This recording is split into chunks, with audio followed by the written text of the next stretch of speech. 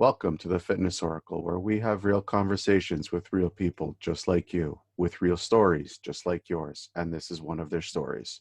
I am your host, John Katsavos. My guest today is Matthew Lennon from Matthew Lennon Healer and his aide, Grace Weston. Matthew is an Irish healer who has inherited a family gift that provides an alternative and complementary therapy for both humans and animals through the use of herbs, prayer, and laying of hands. He is currently the only member of his family who can use this special and rare gift, and will be passing it on to another family member. Through this gift, he has been able to help hundreds and thousands of people with different types of ailments. Matthew and Grace, welcome to the show. Thank you. Thanks, John. Thanks for having us. Thank you. So how was the online event that you guys had last weekend? I know I listened to it. I listened to the recording after because I was kind of doing other stuff, and for me personally, it helped me with stuff that I never actually realized I had. But in general, how was that for you guys? I suppose that's how holistic type healing works. Divine healing, it's like an adaptogen. It goes to the areas that need healing most. And maybe in your own case, you felt the energy or the healing or the benefits afterwards. We get testimonials from across the world describing the same type of feelings and the same type of effects, perhaps, depending on the nature of the illness. We often have people with headaches or with colds or flus or those with serious illness sending and giving their testimony about how they improved after the session.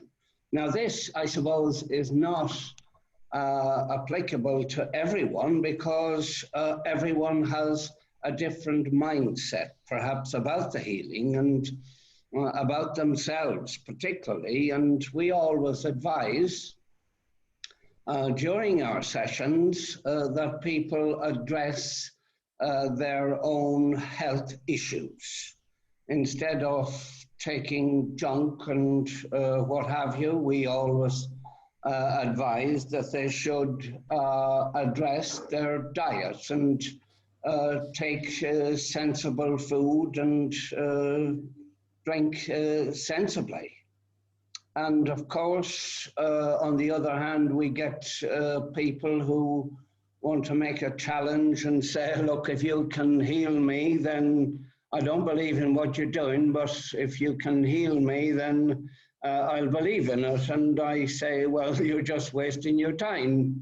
If you went to your doctor or your psychiatrist or whatever with the same type of attitude, he'd probably open the door and let you out as quickly as he possibly could. And, you know, these are just odd cases that we're confronted with. Mm-hmm. How are you guys? Sorry, go ahead. Yes, okay. And, you know, most other people are willing to work with us and, you know, they're willing to maybe improve their health, whether it's emotional, psychological, physical, or whatever. And we treat all illnesses. Cool. How are you guys? Yeah, open day. It's amazing. We probably had 30,000 tune in overall.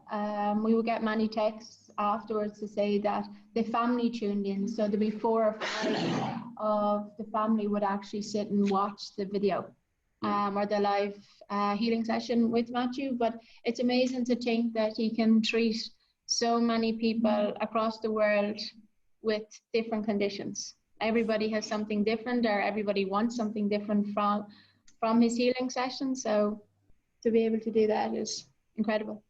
There's, in some cases, a misinterpretation about the healing, people say, oh, Matthew, you healed my sore thumb, or you healed my stomach, or you healed, but this is not true. I'm just a channel. I mean, I couldn't have 30,000 people focus on me specifically and be in a position to be able to heal everyone. This is a divine healing gift. I am the channel or the connection to that divine.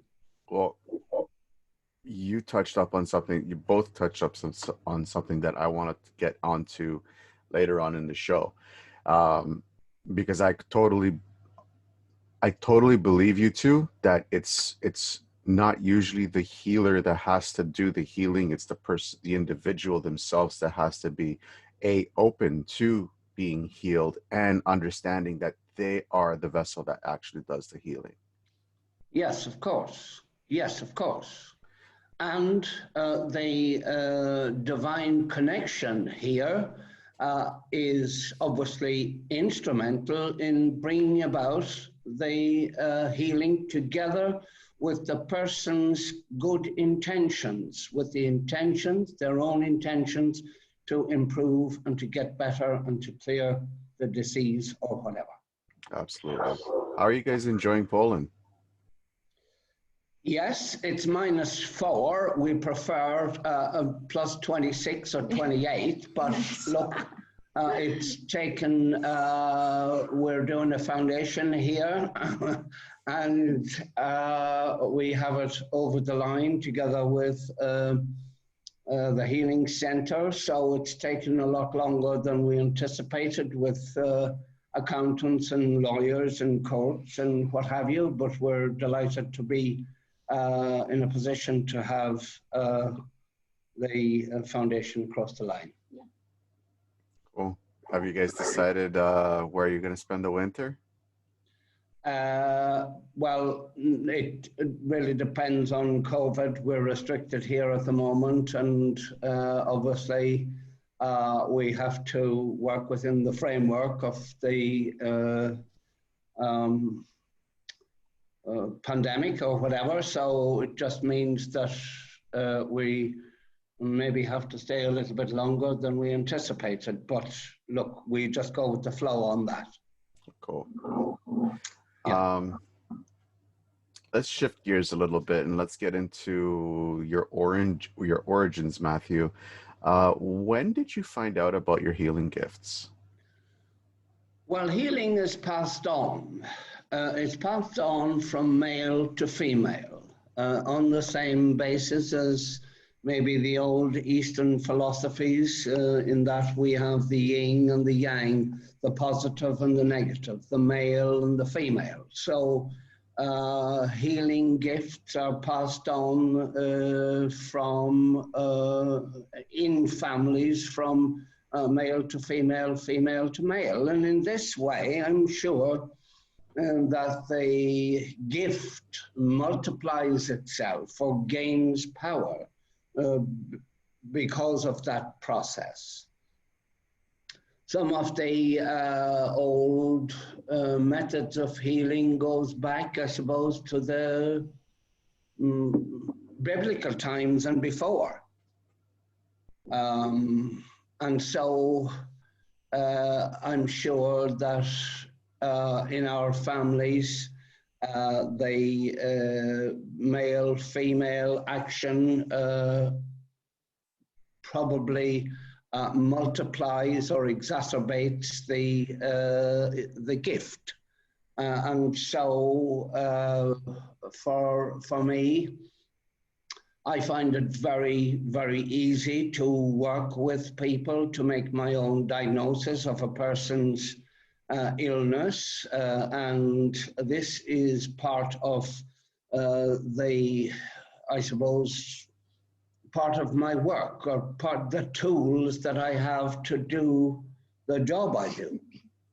In other words, someone might come to me and say, look, I have a problem here with my hearing, and you know, in some cases, that problem may be, the hearing may just be the manifestation of the problem. It may be that there's a liver problem or a kidney or whatever that's causing the actual problem itself. And so my work would direct me, if you like, to the areas that needed to be worked on. And in some cases, I suppose, in Russia, they have or are designing or working on a means of photography like Kirlian photography, which photographs the aura.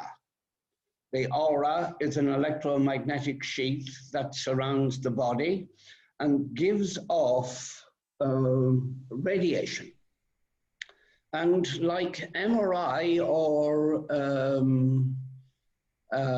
scanning, the aura can tell its own story, the story of the function and malfunction of the organ. A diseased organ, for example, will show up on a screen as dark or gray, where a healthy organ will show its true colors. Colors being the manifestation of the vibrations that are coming from that organ or organs. And so I think Kirlian photography, and maybe there are others around the world that are practicing this type of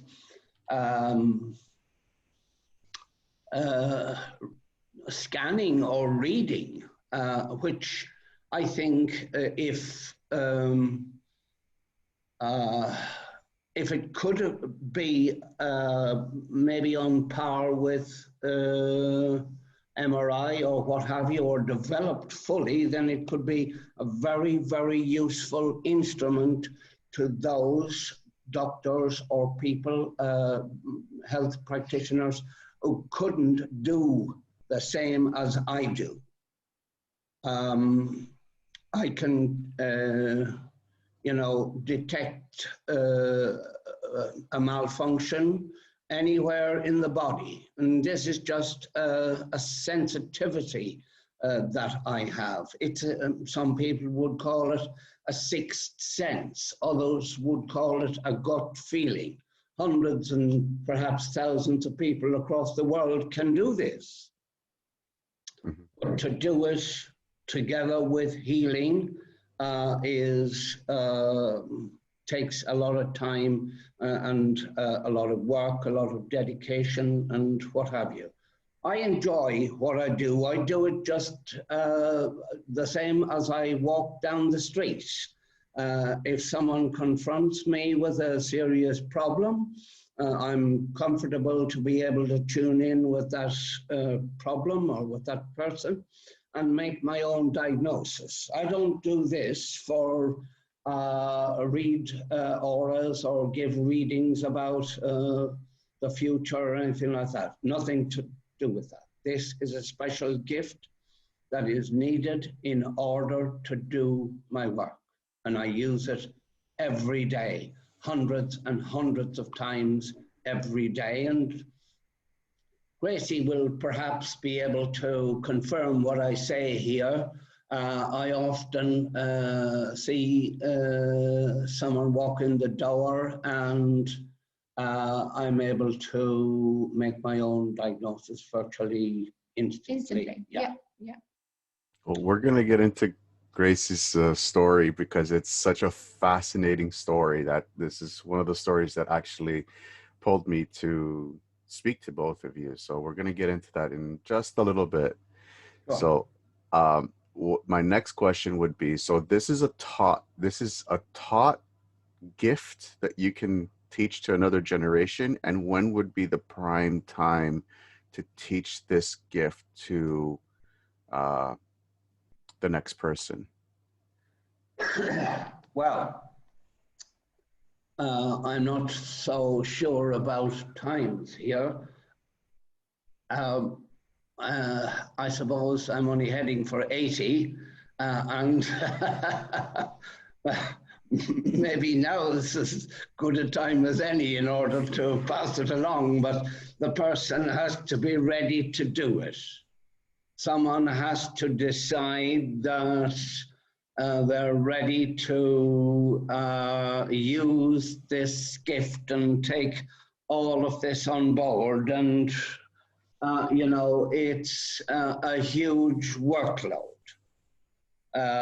It's literally 24 hours a day. We got text even last night to say, to help someone who'd fallen down the stairs. Someone else had a serious accident, and this is in the middle of the night, and people text and what have you, and I do my little bit whenever I can. Okay, cool. But of course, the serious part of all this is our phones are on 24/7. Now, because our phones have been compromised over the past number of weeks or months or whatever, we're, I suppose, not able to do as much work as we would normally have done in the past in this capacity.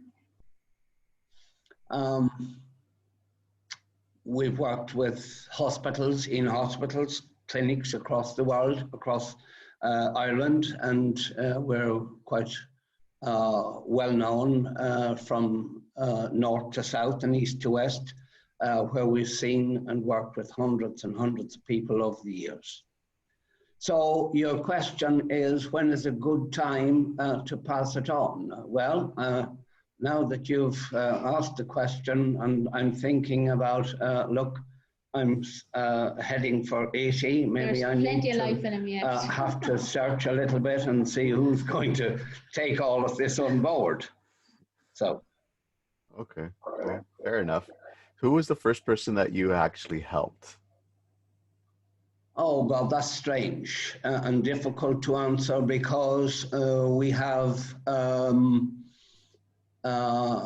old traditional type healers in Ireland for hundreds and hundreds of years. Some would be able to cure warts, ringworms, stop bleeding, and all of that. And look, it's very, very difficult to say who the first would be because in our communities, people would come along with maybe something simple, maybe like an ulcer or a wound that wouldn't heal, and you work with it. You just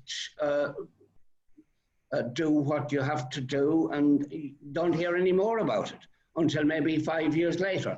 Oh, thank you, Matthew. You helped me with such a problem, and your old auntie was a great healer down in the middle of nowhere, where she was a strange old lady working with herbs and making strange noises or praying or whatever. And so that was the type of healing that was practiced in Ireland hundreds of years ago. Cool. And it worked.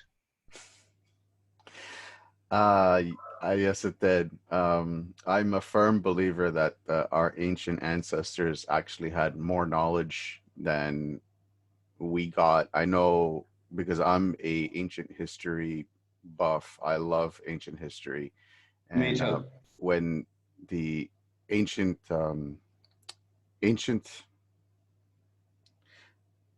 when the great library in ancient Alexandria was burnt to the ground, I think we lost a lot of extreme knowledge. Well, I think that was intentional, wasn't it? I think so. I think the Christians at the time burnt it to the ground. Yeah, and they didn't want the teachings to be passed on. Which is a shame. An absolute shame. But all hasn't been lost. There are people out there who have this information, and I am one of those. I may not possess the library in question, but I have an in-depth knowledge of the body, of the healing that it needs, and of the problems that people are confronted with. Mm-hmm. Whether it's hereditary, whether it's to do with lifestyle or whatever. It's part of my work to be able to make a little bit of diagnosis. And in most cases, you know, it's accurate. And instant, yeah. Yeah, yeah. Grace, you've had a very interesting journey throughout this whole process. Talk us through your journey. Yeah, it's been a bit of a life, all right. I suppose I was super fit and healthy up until the age of 18. I trained and played sport every day. So I played Gaelic football and camogie. And when I was 18, I developed shin splints. Do you know shin splints? Yes, I've had them before. Okay, yeah. So I developed, unfortunately, an extreme, I suppose, form of shin splints, and I was referred to a consultant who decided that I needed compartment syndrome operation on both legs to be able to get back playing sport. So I suppose I'm I was sport obsessed or sport mad at that point in my life, and that's all I wanted to do, and my whole life was focused on playing every day. And I decided to go with the operation because I thought I was going to be back as soon as possible. They gave me 3 months after the operation to be back playing at a high level, and that didn't really happen. I struggled. I went in perfectly healthy into that operation, and I suppose in simple terms, I came out a different girl. Different girl, as in? Everything became a struggle. So when you're told to do, I suppose, a rehabilitation program, you know, you just have to walk or exercise and build yourself up and get back playing. But unfortunately, at the time, I wasn't actually told to do much physio, but I did my own walking when I could and to get back jogging. So they just gave me a time scale. And unfortunately, after 3 months, I still wasn't back jogging. I had extreme pain in my legs, and then this had spread throughout my body. I then developed stomach problems and kidney problems after the operation. And they thought I actually had they told me they found a tumor on my kidneys, which in turn, they told me it ended up being an artifact on the machine, is what they thought after a week of investigations and being told that there was a tumor there. So No, keep going, sorry. So I was sent home at a hospital not knowing what was actually wrong or what had happened, how I had deteriorated so rapidly. Nobody was putting the illness or what had happened down to the procedure. That was really just my own opinion or my own family's thoughts on what was happening. And then from there it escalated, and I ended up on a roller coaster of different tests, different hospitals, different consultants around the country and abroad. So after the kidney incident, I was actually diagnosed with chronic kidney disease.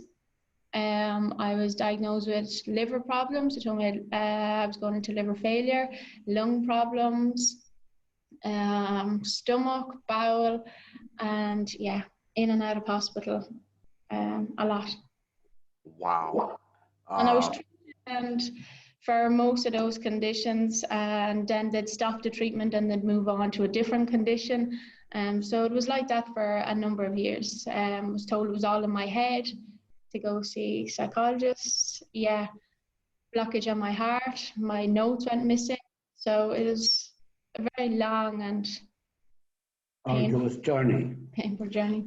Can I just interject at this point and say here that all the scans, and Gracie has all the details of the scans or whatever, and each one you were treated for. but there was no conclusive evidence as to what the actual diagnosis was at the time. It was, oh, and this is for your liver, this treatment is going to be for your heart, this is for your kidneys, this is for your stomach, and what have you. And I think the overall problem from the time you had the procedure for compartment syndrome, it might have started there, and of course hospitals and institutions were the best place to pick up MRSA or C. diff or whatever, and because that wasn't maybe treated, or you had mutations in that direction, that that aspect of it may have been overlooked. Yeah. Well, I suppose going back to the operation, after the surgeon did it and you go back for your follow-up appointment, he said everything was a success. But it really wasn't. It was, I suppose, a tick-the-box exercise for him. Yeah, surgery done, complete, another one, but it wasn't a success. And they don't actually do it anymore. So whether I was a guinea pig at the time, I'll never know. But for me, it was the biggest mistake of my life. But that's 30 years later. After the... It's not 30 years, I'm only 30 years now. Well, I mean, the procedure of compartment syndrome had been used for 30 years. Yeah. And is now disbanded. Yeah, physiotherapist, a friend of mine told me that they don't actually do the operation anymore, that it was never successful. But yet I was told after mine that it was.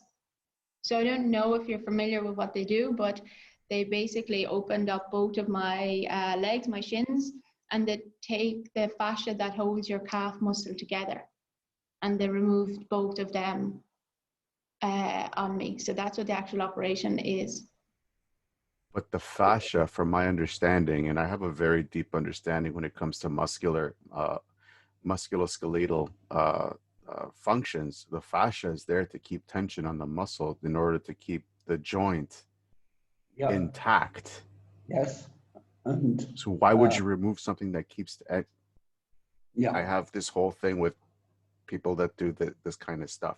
I've never heard of this this procedure before, but when I hear people throw out terms like fascial, quote unquote, fascial stretching, I'm like, you can't stretch fascia. That's not designed for stretching. It's designed to have tension, to keep tension.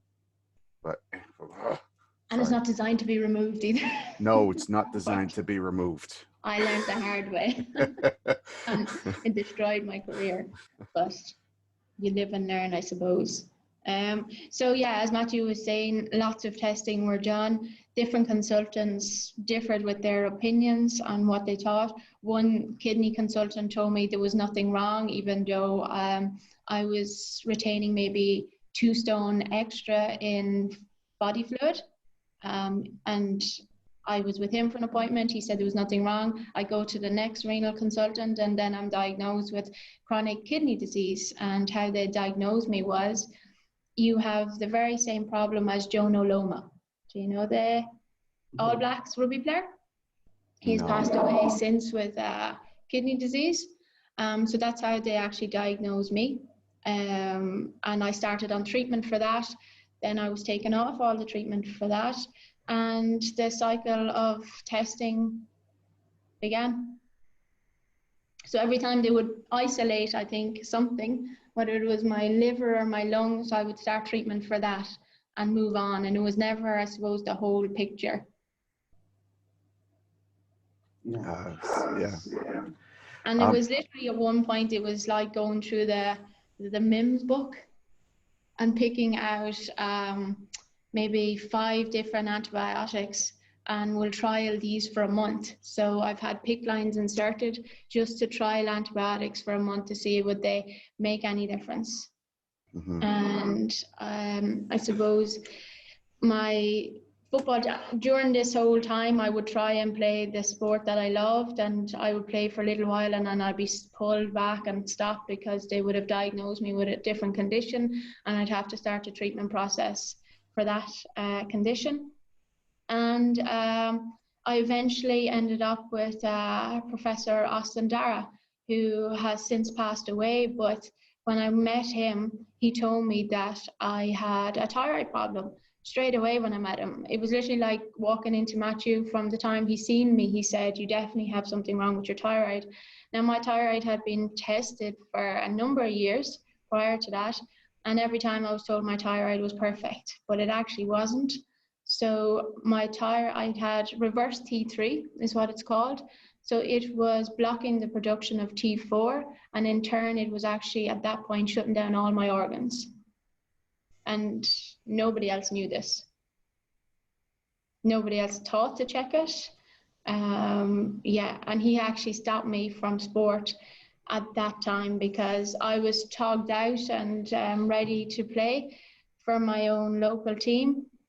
And I was really struggling in the warm-up. And for the first time ever in a senior championship game, the referee didn't show up. And I met the consultant the following morning, and he told me that if I had played that day, that I would have died on the field. I would have died of sudden death syndrome. Wow. Mm-hmm. We actually have now I'm not making a connection between your case and some other cases here in Toronto or in Canada in general. In ice hockey, we have these elite hockey players. Well, just before they become elite hockey players, though, like in the juniors and lower, they've actually sat down on the bench after their shift, and I don't know if you guys are familiar with ice hockey. Mm-hmm. A little bit, yeah. Yeah, you go full out for like a minute and a half. You Mm-hmm. go back, sit on the bench for 5 minutes to recover, then back on. Yeah. And there have been cases where the players actually get back to the bench and die from heart attacks. Yeah. So I suppose I was lucky that game did not go ahead that day, because if it did, the same thing would have happened to me. And he maintained, now bear in mind, I had been with so many experts over 6-7 years at this point, all given their own opinions and diagnosing me with something, but never looked at the thyroid properly at all, or investigated it, or never looked at the entire picture. And he started me on treatment, but straight away on his discussion, he maintained that most of the athletes that were dying of sudden death was due to the thyroid. It was causing the heart to stop. Maybe they should start looking at that. But they are. I believe now that the doctors are looking at thyroid function and malfunction in relation to sudden death syndrome. And I think one of your, was it your respiratory consultant or cardiologist, wanted to come on TV with us? Yeah. Can you maybe tell John that story? And it's actually, I think the crux of all of this is thyroid. Not alone did Professor Austin Dara diagnose it, but I think it's important that you also tell the story about your consultant. Yeah, so Professor Dara, who has since passed, treated me or diagnosed me and treated me. Now, this gentleman was nearly 90 at this stage. He just took me on as a special case at home because nobody else in the country could figure out what was actually wrong with me. But at the point that I had seen him, so many years had passed and I had done so many treatments, and I was in organ failure at that stage. So he was actually in the middle of writing a book to educate all the doctors on the importance and the function of the thyroid. But I don't think he actually got to complete the book. I'm just not sure on that. But so his friend was the other consultant who took me over because he was in a hospital. and he ran the anti-doping for the Olympics, and he was head of different organizations. So he wanted to come on TV in Ireland with us because there's somebody in Ireland that had a TV show, and they wanted to tell my story, and they wanted to be the first. He wanted to be the first person to bring my story to light and share it.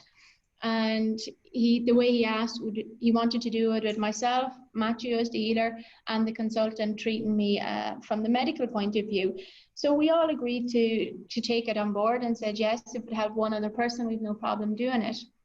Now, the doctor had retired at this stage, the consultant, so he agreed to do it, but it was refused. The powers to be, or at be, would not let that interview happen. They refused it, even though they approached me to tell my story, but the higher powers to be refused to let it go. But I think your consultant at the time was shocked to meet up with you and realize that you were still on the planet. Yeah, I suppose to go back a step. After I was diagnosed with the thyroid problem, I still wasn't getting any better because I'd been sick for so long and had done so many treatments. I was continually on a downward slope, and I was diagnosed with chronic Lyme disease as well, and 8 co-infections on top of this. And I started the treatment in Germany for that, which consisted of 28 tablets a day, an IV every second day, which had to be actually sent over to Ireland to me from Germany because the treatment was so strong I couldn't get it in Ireland. Wow. So my parents actually had to become, I suppose, learn to become nurses or medics, for a want of a better term. They actually had to do the treatment. So they had to learn how to inject the treatment into the PICC lines and do it every second day for me. And they had to do the supervision. My health insurance, the consultant that I was with, my health insurance didn't cover it was the second highest level, but it didn't cover the highest level. So for me to stay in hospital, it was 5,000 deposit and €1,500 a night, bread and breakfast. Yeah, so I opted to do it at home, and they did it. But unfortunately, that treatment didn't work for me either. I had to be stopped all treatment really. And they gave me just a matter of time. So before that, that consultant wanted me to stop everything before my 30th birthday. We had a meeting with him and he called us in, and I couldn't function hardly at this stage. So I was being linked around or carried from the bed to the bathroom. I suppose none of my functions or body functions were really working at this point. My mother was sleeping in the same bed as me in case I had a heart attack or died in the middle of the night. I couldn't have food, wasn't able to eat anymore. I was down at maybe 6 stone, was it? Mm-hmm. Yeah, 6 stone, and I wouldn't have been able to have much of a conversation. So I remember clearly sitting in that room that day, and my parents and the consultant just talked over me. I wasn't able to actually engage in much of a conversation, even though it was about me and my health. And he said, look, at this point, she's only on a maintenance program, and I can't tell you how long she'll survive for at this rate. And he said, I really think you should stop all her treatment now because it's killing her. So he sent us off to have a coffee, and he was like, I'm going to give you an hour to come back, have a coffee, come back to me, and we'll decide. So not much time, is it, to decide what your fate is for the rest of your life before your 30th birthday. But we went down to a coffee shop. There wasn't much chat, only I said I'm not giving up, and that's it. And they agreed, and we went back up and said, look, we'll just keep fighting and we'll see what happens. So I was eventually sent home to die, and my parents were just caring for me. And my mom, I suppose, was really kind of struggling with the fact that she was with me, I suppose, 24/7, doing everything for me, because I couldn't do anything at this point. We'd no medical team coming in, no home help. They did everything for me. So she actually rang a GP one day, but they weren't there, luckily for me. And there was somebody else there in their place, and she eventually decided to take the appointment and go in.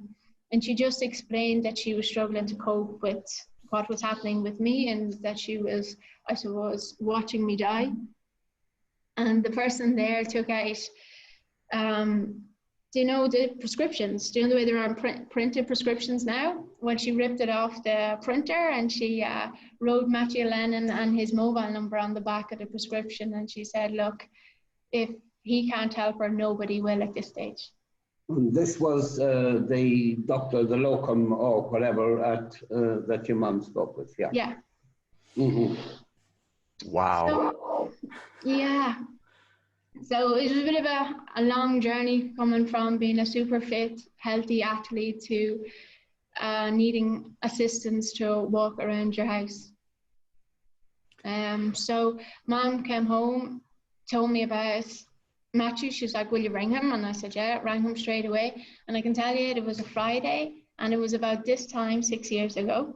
And I rang Matthew and I told him all the conditions that I had been diagnosed or misdiagnosed with, the different treatments that I had been on over the years. And he knew all about every one of them, all about the different medications I had been on. And we had a long chat on the phone, and I went to see him on the Monday.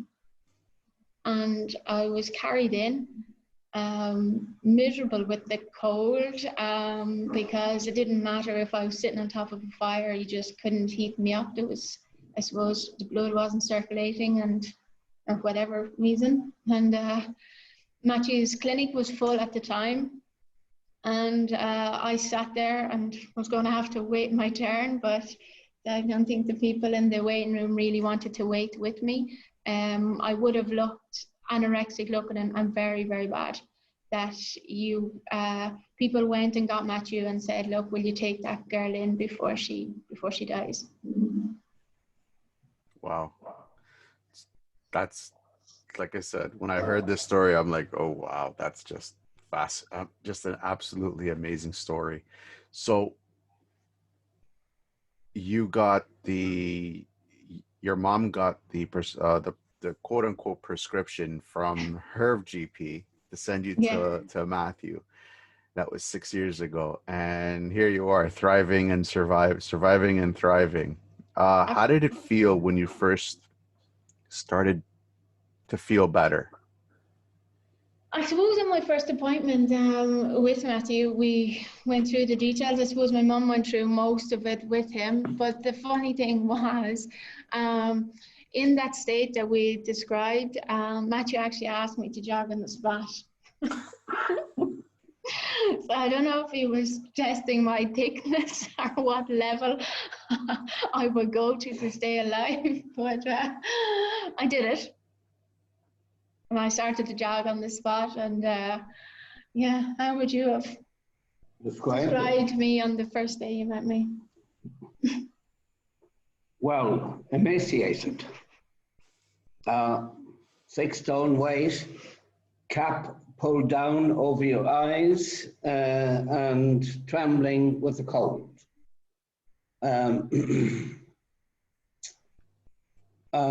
Very, very, very weak, and I think looking back on the situation, I would have thought, look, this lady is in serious trouble, and I'm surprised that she's here and not in hospital. And but anyway, we looked at the situation, and I think I pointed out that your thyroid, without any previous knowledge, was shutting down your organs. I think you probably said, look, well, my thyroid has been tested, but everything showed okay. But Professor Austin Darrell said, look, it's your thyroid. And I thought, yeah, well, that's pinpoint accuracy there. And we started to work together. I remember, and I'm not sure if you do, that when I put my hands towards you, that you would literally fall over. Yeah. And your mum or some of your family were there to support you. This is the energy, or some of the energy, that's perhaps used and can be felt, maybe only by the very, very sick, by those who are very, very sick, but maybe others can feel it as well. I'm not sure. Everyone is different. Everyone has a different metabolic rate, so therefore you felt it and were, as I see it, we had a short session of maybe 15 or 20 minutes, and you were literally falling asleep or deaded, as it were, and you had to be taken home, and the after effect would be maybe tiredness or fatigue or whatever. Yeah. And this was, of course, the healing taking place. And I think you came back maybe a couple of days later or whatever, and we continued the healing. And when I looked at you for the first time, I could see your life force was, I suppose, wasn't really there. Yeah. And the person's etheric field is the field that tells you about the strength of the person, the life force. The etheric field, the auric field, and what have you, and for those who can tune into it, and hundreds and thousands of people perhaps can, and they have equipment that's able to do that today, maybe as well. I'm not sure if it's in operation, but maybe it will. But I could feel that your life force, this is, I suppose, a way that healers or me as a healer would gauge your health, the state of your health. And yours was organs shutting down, life force very, very, very low. I suppose I couldn't breathe or anything at the point that I met Matthew first. So I couldn't take a deep breath, or I couldn't yawn. I was in extreme pain from head to toe. So like I couldn't even touch my own face without being in pain. So it was extremely, extremely difficult. So yeah.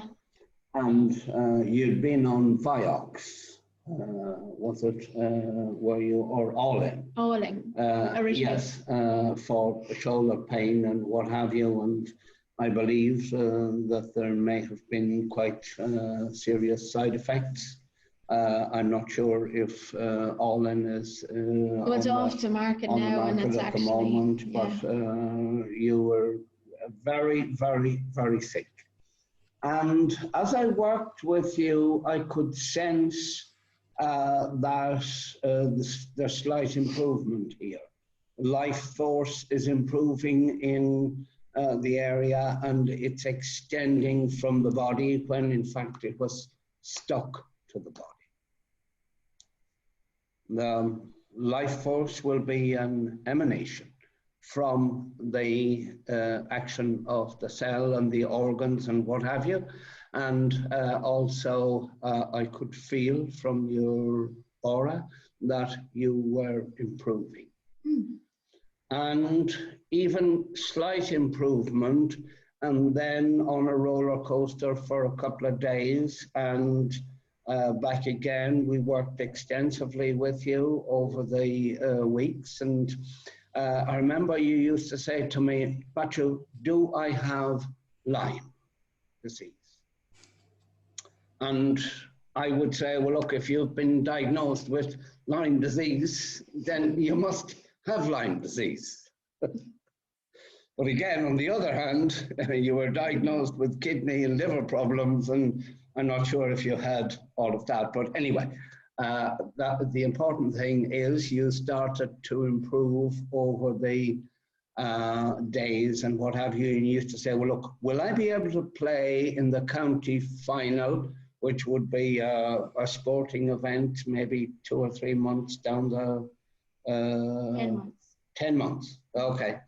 And this is only the start of the year. I was dying at this point, and our team was only getting back training, and of course I was skipping on ahead to be back. And I thought, well, look, I can never answer that question, because if you go out in the field there and you have sudden death syndrome or whatever, then it ends it all, and I have to take the responsibility for giving you the okay, but I never gave it to you. I never said that it's okay to play. You took that on your on board yourself, which is fair enough. And you, both of you, actually have touched on a couple of stuff that I want to lead into right now. Gracie, you said some of your organs were actually starting to shut down. Was it like a sequence of events, like the liver started, then the kidneys, then this, then that? To be honest, it was hard to know what the sequence was, because they treated everything kind of in a singular fashion. You'd have to go to one consultant about the kidney, you would have to go to one about the heart. I was diagnosed with a blockage in my heart, and then my notes went missing from the hospital. I was told I was going into liver failure at 23, and that I was going to have a horrible death. And there was nothing could be done at that point. To be told that actually we think we gave you the wrong results. That belonged to somebody else. So to be left like that for an entire month was a very long time. They thought I had cancer on numerous occasions. I would go in for a test into the hospital, and going in to theatre or whatever for biopsies, they would say, look, we will tell you this evening if you have cancer, or if it's terminal or whatever. So it was always seemed to be always an extreme case. It went from being, we've no idea what's wrong, to an extreme case, to pulling back from that and moving on. So I suppose over time, everything just started to go. And when you're that level of sick, I don't think you really know what is actually wrong at that point. Nothing seems to work, and that becomes nearly the norm. Like, this was 10 years of never feeling right, not being able to walk around your kitchen table, not being able to go to the bathroom because your kidneys didn't work or your bowels didn't work. And nobody paid attention to that. I don't think I was even ever asked, did my bowels function properly? So it just became the way of life for me. It was one big struggle. Only reason why I ask is because in my past, maybe like 7-8 years ago, I started studying ancient Chinese acupressure and medicine. Yeah. And when you look at the meridians and the organs that you're saying, and at the end part where you're feeling cold when you saw Matthew, everything starts to make sense, because when you have the urinary meridian block, it will affect another meridian, and that will in turn affect another and another and another and another. Yeah. Yeah. So for me, I suppose when I looked at it, it was always back to the point of the operation. That procedure where my legs were opened. Which there are 3 meridians that run through them. Yes. Three major meridians. Yeah, sure. Hence the reason I had urinary and kidney problems, and then diagnosed with kidney disease. And then before that, a tumor on my kidney. Exactly. Nobody could explain the weight loss, loss of appetite, the chronic pains that manifested from the operation. Exactly.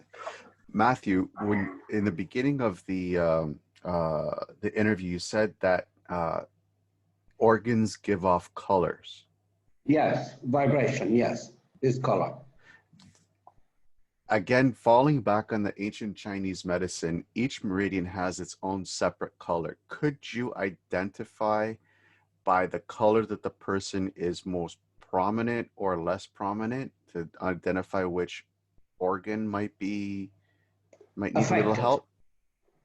Okay, well, if we look at the simple Chinese methods, if we look at the thumb here, which will be the meridian to the lungs, large intestine, pericardium, triple burner, triple warmer, cardiac, and small intestine. That's just basic rudimentary stuff. Well, obviously, if you as a practitioner feel or sense that this meridian is blocked, you know that there's a problem perhaps with the lung or the large intestine or the pericardium or whatever. If you look at the feet, with from the big toe with the liver, the spleen, the digestive area on the next two toes, and then the gallbladder, the urinary, kidney and urinary on the little toe. And so the Chinese had a great method of diagnosis. Mine would be somewhat, although I'm basically familiar with all of those, and like you said earlier, taking away the fascia and disturbing the meridians which lead to the organs is, in my opinion, well, Crazy. Barbaric. Yes. Well, I can say that because it was done to me. okay. And yes, each organ resonates on a frequency that gives off its different colors. For example, the liver has maybe 500 or 600 different functions in the body. And so those functions would be different, and the colors would be different, the vibrations would be different to the spleen or the kidneys or whatever. And so the vibrations from those organs can be felt and detected by someone who's sensitive enough to do it. And I'm one of those. And the machine that we spoke about earlier using Kirlian photography, I think has the potential to do this also. Because when you look at MRI, it's magnetic resonance, maybe in a different form to what we're talking about, but still magnetic resonance. Interesting. The other part of the healing that you do, does this fall in line with the ancient Druids? Yes. Yes. How so? Because like I said, like I'm extremely fascinated when it comes to ancient forms of healing. Yes. And I know yes, that the Druids have such a rich history with it. Yes, of course. Yes, and they used herbs and incantations and whatever. They used the old healing wells as well. I'm not sure if you're familiar with the water being used in the ceremonies with the herbs and the Druids. Not really. Okay, well, across Ireland, we have wells that were used since pagan times and used by the Druids to cure certain ailments.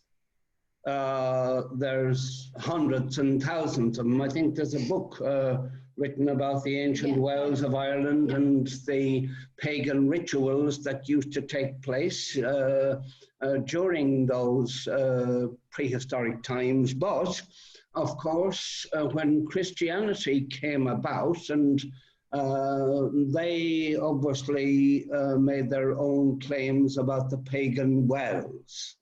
And so there was a little bit of a changeover there. How that came about or how it works now, I'm not too sure. But I suppose if Christianity denounces Druidism and paganism, I'm not sure how the two correlate at the moment. But anyway, yeah, the old wells were used, and you know, they could heal very, very quickly. And I suppose you're familiar with some of the Indian healers. They can literally heal a wound, you know, within minutes. And some of the old Aborigines could do the same. And so they had techniques that were used in order to heal. And of course, we're looking at the Druids and the battles and what have you, and all the injuries. And of course, they had to be cured very, very quickly in order to get back onto the battlefield. Yeah, they worked very much with herbs, and they, you know, we have the sacred herbs of the 7 sacred herbs of the Druids. And we have the 12 different herbs of the Indians and in Ayurvedic medicine. And so all countries, I suppose, in prehistoric times were able to heal their people. And maybe I do this in a different way to most, although I'm familiar with herbs. My daughter is a medical herbalist. She does all of that, but herbs were used, of course, before the advent of modern medicine. And for urinary problems, we use motherwort.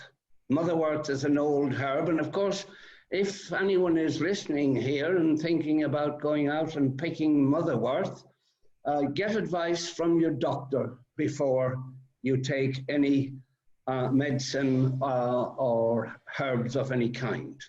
And if he's not familiar with it, then find someone that is.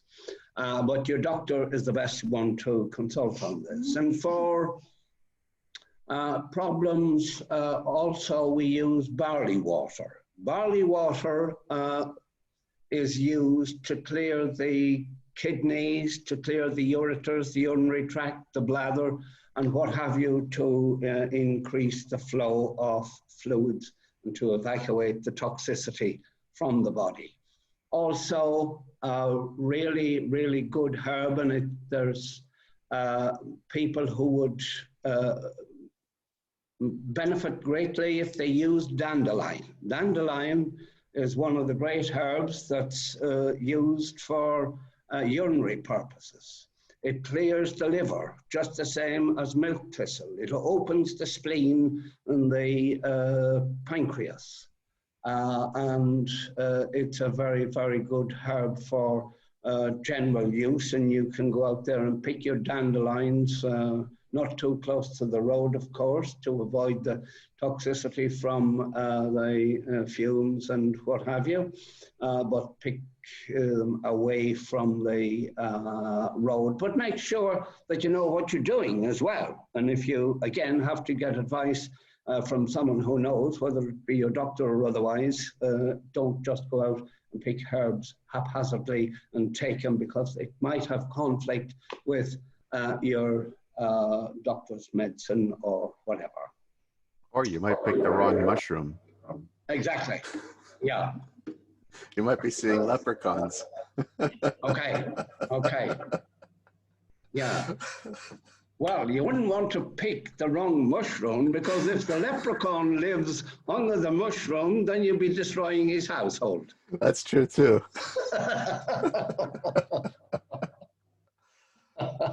It's good that we can laugh sometimes, you know, Yeah, especially in these uncertain times. of Um, course. a big part about why I'm doing what I'm doing is to help people cope with the mental health aspect of this entire uncertainty of lockdown, freedom, lockdown, freedom, and fear, fear, fear, fear, fear. How have you been able to help people in such an uncertain time in history? Well, I suppose we can't necessarily interfere with the program that's set out for the general public about social distancing, masks, etc., etc. But I feel that there are huge psychological problems around all of this, with older people being separated from the families and what have you. And I couldn't help but maybe listening to some of the reports that we had recently about the side effects of elderly people in homes having to live their lives without family. And you know, we do an online service, and some of those elderly ladies and gents don't have or aren't used to modern technology, but they sometimes contact us and ask us to pray for them or to help, and we do the best that we can in those circumstances. But I suppose a lot of our work is in that department, say even before COVID or before the pandemic or whatever. Even in my own case, going to Matthew was probably the last roll of the dice. I had only been given a couple of weeks to live, and I had nothing else. It was either give it a go or die. So most of our work is in that field, I suppose, on a daily basis, where you're listening to people or talking to people that have tried everything, but it maybe didn't work for them, and they're in dire straits. So it's what we do on a daily basis, whether it's to comfort them, give them some hope, solace, anything. Yeah, to keep them fighting. I suppose it's very, very difficult to help people who are and have been abandoned, so to speak, from their families. And while the nurses and doctors obviously can help in the best way that they can, but it isn't a substitute for family. I was going to ask, I was going to say, the thing with modern medicine is that it's not effective. I think it's so potent that the body doesn't understand what to do with it. So it can't come with a symbiosis with it, and it can't come to, what's the word I'm looking for? It can't come to a commonality with it.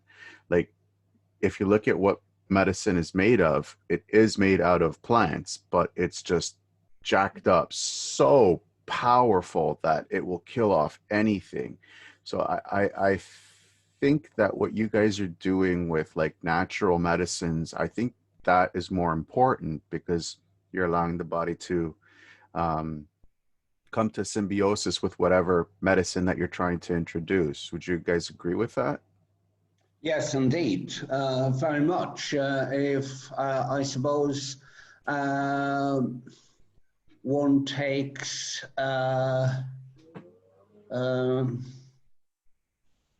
if we look at the action of the liver or the pancreas or the spleen or what have you, if we give the right medicines or the right herbs to repair those organs, then that's very, very important. I believe that prevention is better than cure. I believe that if you put water and petrol into your diesel car, it won't go. And I believe also that if you put in the wrong food in here, and food should be your medicine, that's provided that it's not synthesized, provided that it's not sprayed with insecticides and herbicides and pesticides and what have you to kill the bees, the insects. And if enough of those pesticides are taken in by humans, they must have serious damage or cause serious damage to the body. Well, it was just in, even the consultant said to me, he was like, stop the treatment, it's going to like basically kill you faster. I was on so much treatment at the time that it was killing me. We didn't know which was worse at that stage. Yeah. 28 tablets a day, IV every second day, plus painkillers on top of that were just thrown in on the mix. You know, obviously you know IKEA, but the large bags of IKEA, that's how much medication I was on. That's crazy. And eventually my own decision was to put it in the fire. My own. Yeah, decision. but when you look at it from a medical perspective, there's a problem with your lungs or your kidney, for example. The doctor can't do anything for you unless he gives you medicine for that purpose or to try to repair that. Yeah, that's it. There's nothing else he can do. No. I mean, this is basically... And it's done on an individual basis. There's no entire body or we'll look at everything. Say, for example, in my case, it was each organ had to be looked at or consulted with somebody else. Yeah, well, sorry, I just wanted to say I'm not knocking doctors and medical hospital workers. I'm not knocking them. I'm just saying that maybe we can come to an understanding, because there's a lot of doctors out there that, I wouldn't say a lot, there's a few doctors out there that are so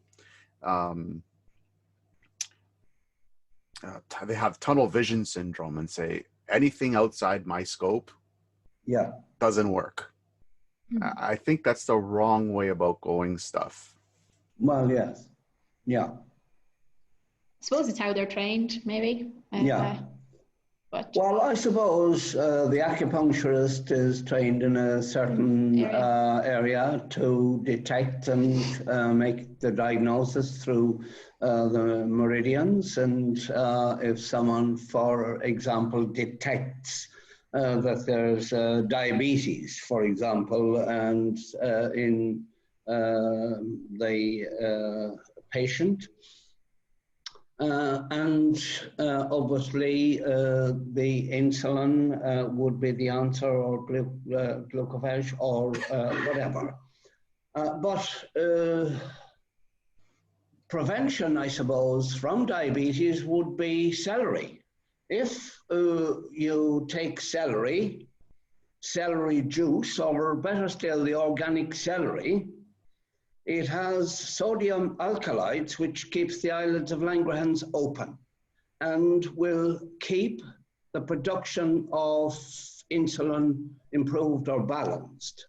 And that doesn't mean to say that all you guys, or any of you guys out there with diabetes, should take celery at this stage. If you want to take it, consult with your doctor. But I believe that prevention then is better than cure. And if we have, if our food is our medicine, add a little bit of celery. Awesome. Have you guys noticed an increase in mental health over the last 8-9 months? mm-hmm.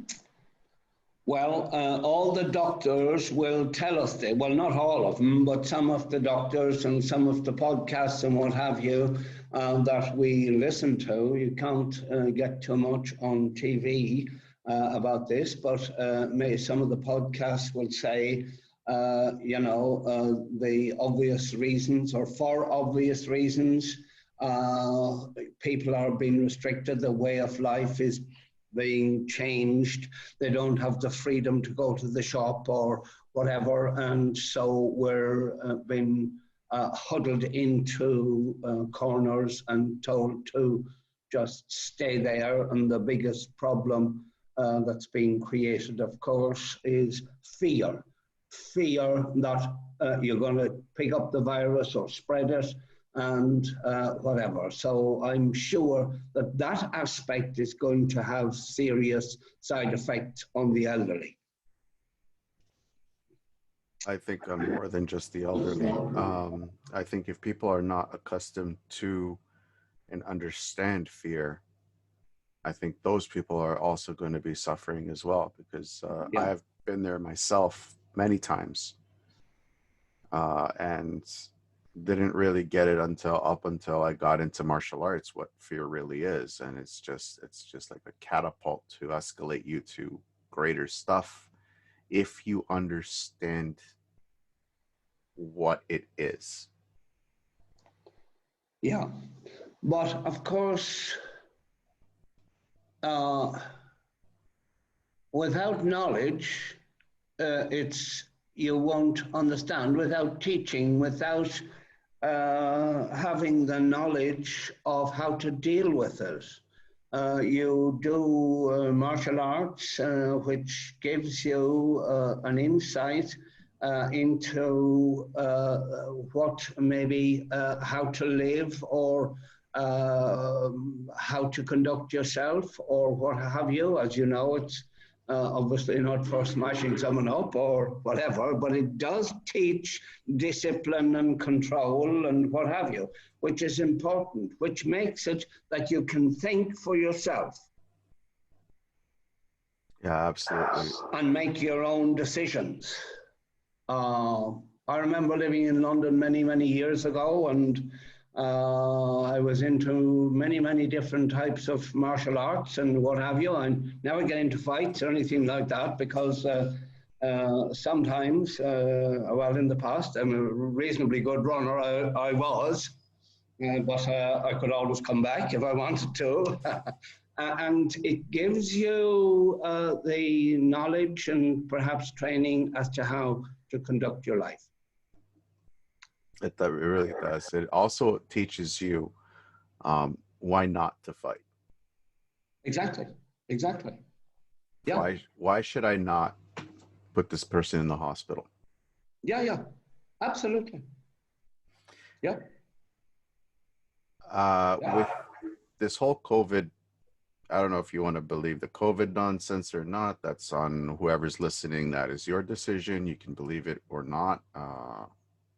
How have you guys found it challenging, and how have you been able to rethink yourselves, reinvent yourselves to come into I wouldn't say compliance, but more in tune with how this whole thing is going around, like trying to help people? I suppose when we had 10 or 12 clinics in Ireland, and we were treating people all around the world online, pre-COVID days.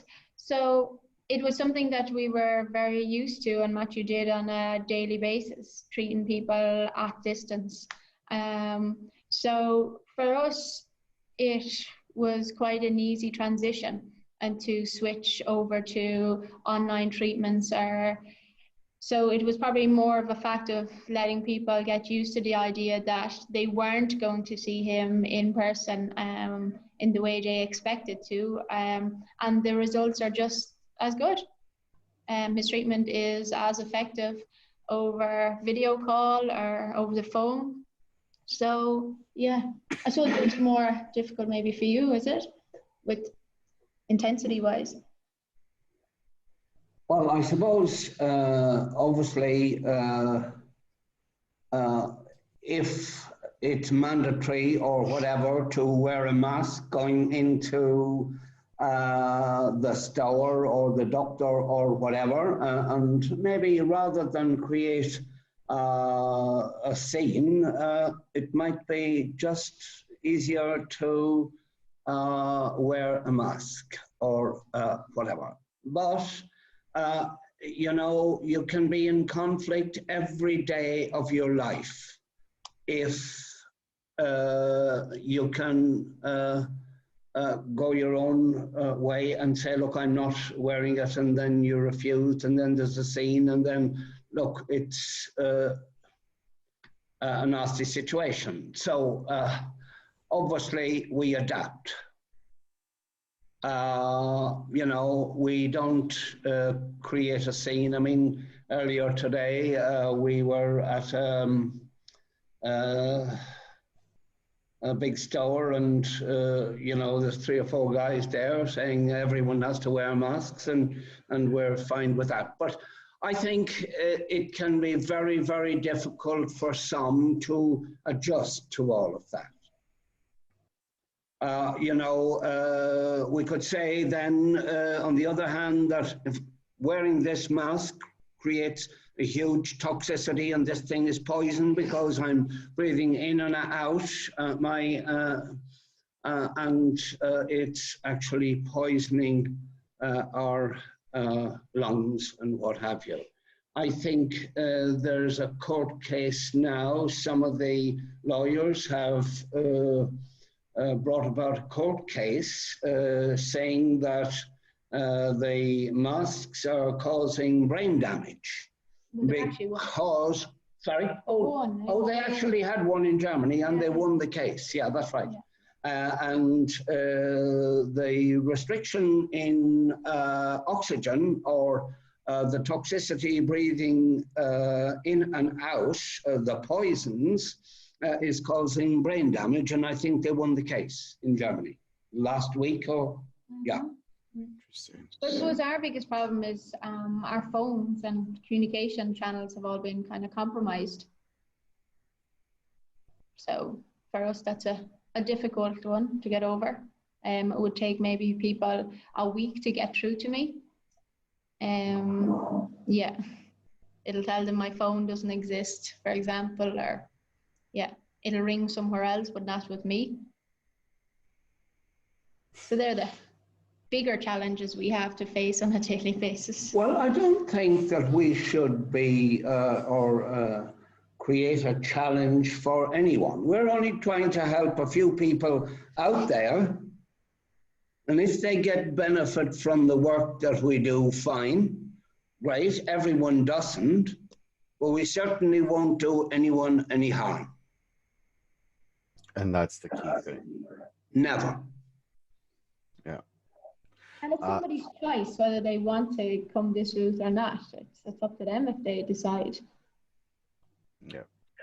So we're going to be wrapping up the show now, and I always ask all my guests these 6 or 7 questions at the end, just to get their insights on everything. And let's start it off. So with the increase of people suffering from depression from the lockdown, what would be the one thing that you could tell them to keep their hopes up?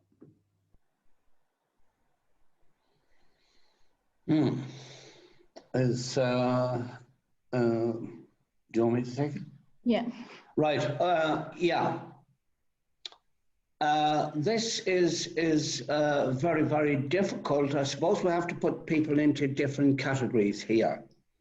What would affect the young people most of all would be the fact that they can't go out and have a ball with their friends at 16 and 18 and 20 and live life a bit as they should.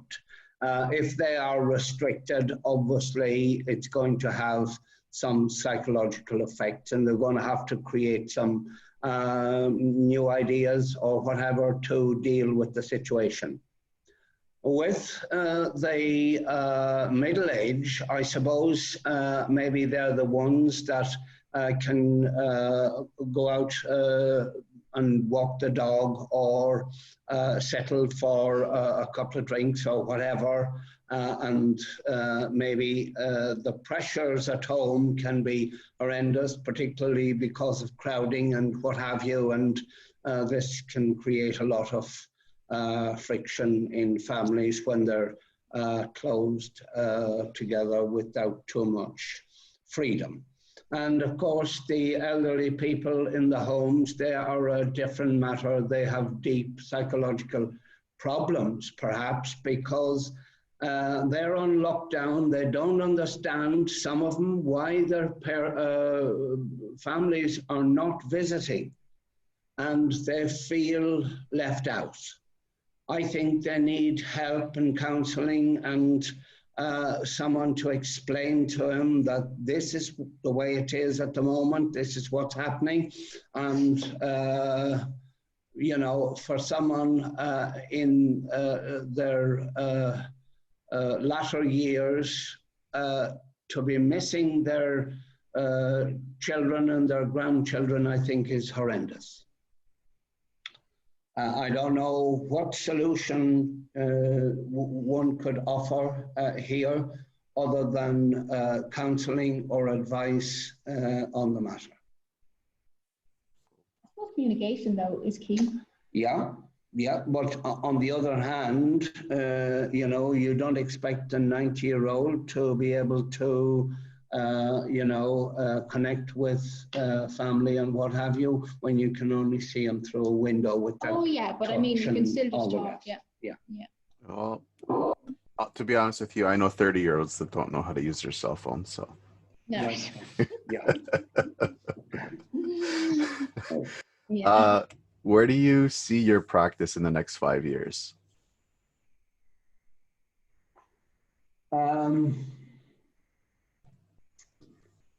I was hoping that in creating the foundation, that this would lead us to a new dimension in our lives. To be able to maybe provide a little shelter, food, clothing, and healing as well, sorry, would be the route that we'd like to take.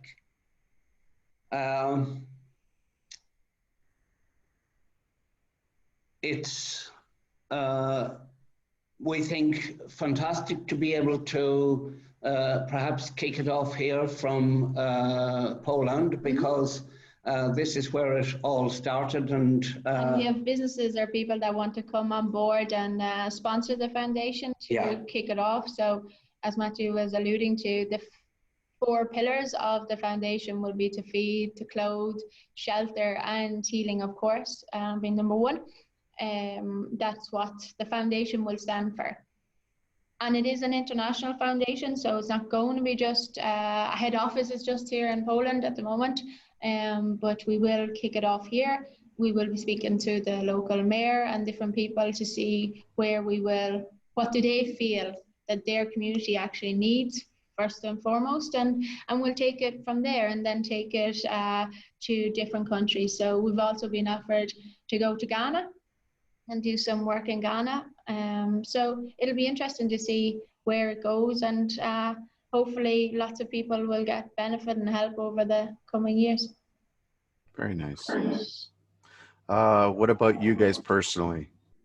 Where do you see yourselves in the next 5 years?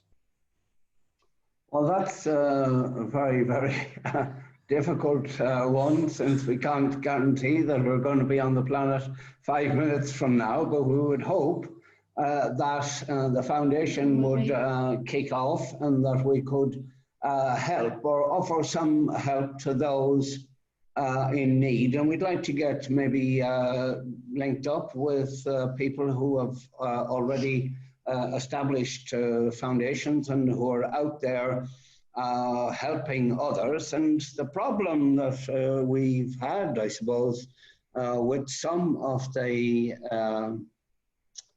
foundations and whatever is 90% of the monies is going on administration, and only a small amount going to those in need. So we thought it would be nice to reverse that type of situation, and those in need should get, you know, Get the benefit. the benefits. Yeah. And not just 10%, so. Or in some cases, 1%. Right, okay. Yeah. I know Yeah. one company that I no longer give money to only gives only gives 1% to the people that need the help. Oh my God. So I no And, longer. So we want to do the complete opposite of that. well, do you still contribute to that company? No, No. okay, well, No. neither would I. So we'll share the foundation details with you, and and you can share them with I will post all your links with the show notes. So and on my Facebook account, my Facebook and social media, just to just keep pushing this message out there as well, because I think you guys are doing an amazing job, and I want this message to go out to at least my small little community. Yeah. So I'd like to ask each of you this question. We'll start off with Matthew. If you could pick up the phone right now and call yourself at 20 years old, what would you tell yourself? Well, I'll be telling myself that it's great to be 20. I love the freedom of going out and doing sport, and to have the freedom to make my own decisions, to be able to go into the dojo and do martial arts and what have you. And I believe that's not possible anymore with restrictions. So yes, freedom would be my goal. Awesome. To practice what I've been used to all my life. That's amazing. Grace, what about you? Easy. Don't have the operation. Find the nearest healer that can heal shin splints. And save ourselves a life of torture and misery for 12 years. Was that a quick answer? That's a quick answer. That is a very quick answer. So apparently, if you looking back, would you change anything? Oh, no. I suppose, I spent 12 years being ill, but it's changed me as a person. I appreciate life. I don't think I would be doing this job with Matthew and helping a number of people. I would be climbing the race rat in business and trying to get up as high as I could, which I was trying to do. So no, it's given me a totally different perspective of life. And I suppose being there and knowing that it was life or death, that there's always hope out there, and that you just have to keep fighting and looking forward. What about you, Matthew? Well, I couldn't do this job without the support of Gracie here, and I believe that the 12 years of sickness has been instrumental in her, I suppose, having a deep understanding of people's illness. When the phone rings at 12 o'clock at night or at 7 in the morning or 4 o'clock in the morning, there's always someone to answer. And this is her good self, of course, and she has an innate ability, I think, to deal with sick and patients in trouble. And has been complimented many, many times on this. And she's a young lady that just gets on with the job. There's things to do, it's done. You never have to tell her or whatever. So I couldn't do this job in the way that we've done it for the past few years without her help, because it's been on a huge scale. We've had hundreds and hundreds of people to be dealt with, even for an open day. that an open day is a free day, of course, and we'd have 20 or 30,000 people, and everyone has to be perhaps informed as to what to do here, how this thing is conducted, and no one better than Gracie herself to look after that end. And so, I wouldn't be alive only for him, so. So I'm glad you're doing what you do. That's awesome. What keeps you guys up at night? Sorry, I beg your pardon? What keeps both of you up at night? Working with sick people. Yeah. No joke. Yeah. We could get a call at 1, 2, 3 in the morning. Somebody's been in an accident. We had somebody quite recently, a young girl who was having difficulty with her pregnancy, and they thought that she was either going to lose the baby or was going to be premature delivery. And I think we were up most of the night dealing with that case. Yeah, from about 3 o'clock in the morning to about 7, and we kept in phone contact all the way through to the hospital, to the scan, to the doctor, to on the way home, and whatever. So yes, and I think we had a couple of calls. One this morning, someone fell down the stairs or something, am I right? And someone else with... So we sit in the car maybe for 7 hours, driving north, south, east and west. There's no radio. There's no time for radio. Gracie is either on the phone answering calls or whatever. And of course, this is pre-COVID, but things have changed since. And I suppose the lack of hours, yeah, and for us, I suppose we're putting more into the healing work. We don't have the 7 hours traveling or the mad rush all the time. We have to be somewhere. We're finishing a clinic at 12. Somebody else at the bottom of the country is looking for a hospital visit. Somebody's been given hours to live and they want us there immediately. So this time now is focused on healing and helping people and helping as many as we can. Well, we've spent, I think, maybe 20, 30, 40 hours a week driving on the road. And people would expect that we're maybe south of the country and they want someone who's very ill at the north, and that's 7-hour journey without getting out of the car. And you know, we don't have any faster means of transport other than a car. So, and they would expect in some cases just get here. Yeah. It doesn't matter, you know, just be here, and you can't do that. Oh, we did it for as long as we could. Oh, I know. Being a personal trainer and having to be going house to house and training people in their homes was not a fun thing to do. No, of course. Yeah. Where can people find more about you? Our Facebook page is probably a lot more up-to-date information. So Matthew Lennon Healer on Facebook.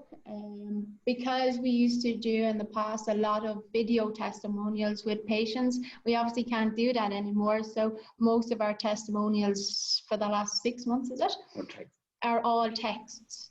So I would receive the text or the recommendation or the feedback from a patient, and I would just take a picture and put it up. So, and we also have a website, MatthewLennonHealer.com, but you'll see lots of information, lots of amazing testimonials from patients with various illnesses, extremely serious cases. I suppose we have about 1,000 videos up there with people all giving their testimony themselves, their own version of. We have no input in that. No. But what I'd like to say here to conclude, and I think you'd like to get rid of us shortly. Everything. No, I don't. All right then. I was just concerned about the clock there with you and time and what have you, but everything that we've told you here and that we've discussed on this program and everything in our on our Facebook, YouTube, all the videos are true, as it happened. This is important. There's nothing added. These testimonies are true. We get an odd crank saying, look, how much did you pay Joe Blogg here to go on this? Well, there's 1,000 Joe Bloggs, and we didn't pay any of them. So, you know. But our page and our Facebook page and our website is very authentic. There's no performance. We didn't put in a production. We've nothing. It's just raw. And on the spot. Some people have said, oh, you should get a production and you should do this and you should have correct lighting, but that's not needed. What is important is the patient's story, how they were before their treatment and how they are now. And that's all that should matter. If we did a production to tell a story, who would believe it? They would say, oh, well, you definitely created that. We both have the ability to do that. And if we wanted to put on a production, we could do it in the morning and we had no problem with that. But this is the route we have chosen to take. We want to work with real people and we want our work to be natural. But just imagine a patient for the first time who's been perhaps very ill for a while to be shoved in front of a camera and what have you, they just freeze straight away. And so we don't do that. We do our video or just work with a phone or whatever, and it's just simple and easy for them. And people don't feel under pressure. Or uncomfortable, yeah. Well, I felt it for myself. So last week or the week before, I was having this weird headache. Felt like somebody had drilled a hole in my head and just started poking my brain with something. And when I started doing when I listened to the recording of your free thing, I could just feel it, just like someone pulling that pain away. So yeah, I felt it firsthand. So I know this is legit. Yeah, yeah. So, well, hundreds of people tell us this, that I feel you pulling something away from me. I remember working in up the north of Ireland, and there was an old professor there, and he came to me with a particular problem, and his wife was a doctor, and she sat in the corner while I was treating Professor Joe, and he said to me, Matthew, you're blowing on me. And I said, well, no, I'm not. Well, he says, I think you are. And so there was a newspaper, and I took up the newspaper and just did my little bit of work, and then there was silence for about 3 minutes. And he says, you're not blowing on me. What are you doing? And so I went on to tell him about the work that I do and what have you. And his wife sat in the corner and she said, is that right, Professor? He said, we know nothing about his work. You need to log it. You need to record it and what have you. And I said, Professor, I don't have time to do that. But anyway, everything went okay for a little while. And I treated him maybe for 4 or 5 different sessions, but I'm not sure how many. And on one morning, he came in with his wife, and I held my hands out like this in front of him. And he said, I can see colors coming from your fingers. I said, really? Yeah, he said, I see blue, for example, there, green, yellow, and oh, there's nothing from that one. Sorry? No, I'm just showing John. I said, look, are you sure you can see the colors? Would you tell your wife what you see here? And she looks at him in amazement as if he's lost the plot. And yes, he says, I definitely see these colors. And I said, 3 or 4 weeks ago, Professor, you told me that I was cheating. And now you're telling me that there's colors coming from my fingers. And he said, yeah, I swear I can see colors from your fingers. So. There's definitely something there. Well, like that little something can be very, very hard to describe when, you know, it can't be viewed under a microscope. It can't really be monitored, or maybe it can, but they created cages and stuff like that in experimental work many years ago in America and what have you, but I don't know how much progress has been made in that direction as far as detecting the colors that old professor was able to see.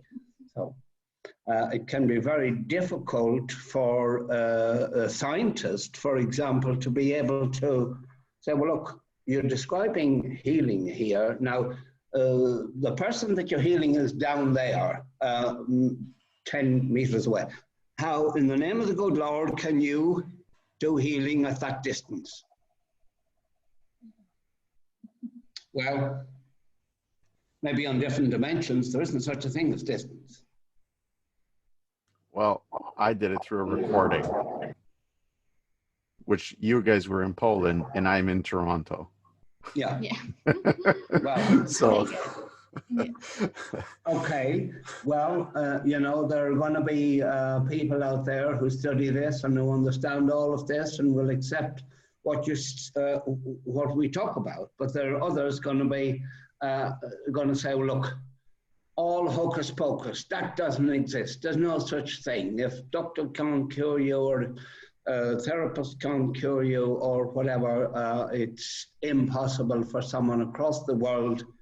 How can this connection be? Well, as science progresses, and maybe in a little while or 100 years or 50 years or whatever, science will improve and find out a little bit more about this type of work. My daughter is a scientist and she always says, science hasn't reached the stage where you are at the moment. Maybe she was looking for 50 euro or something, I don't know.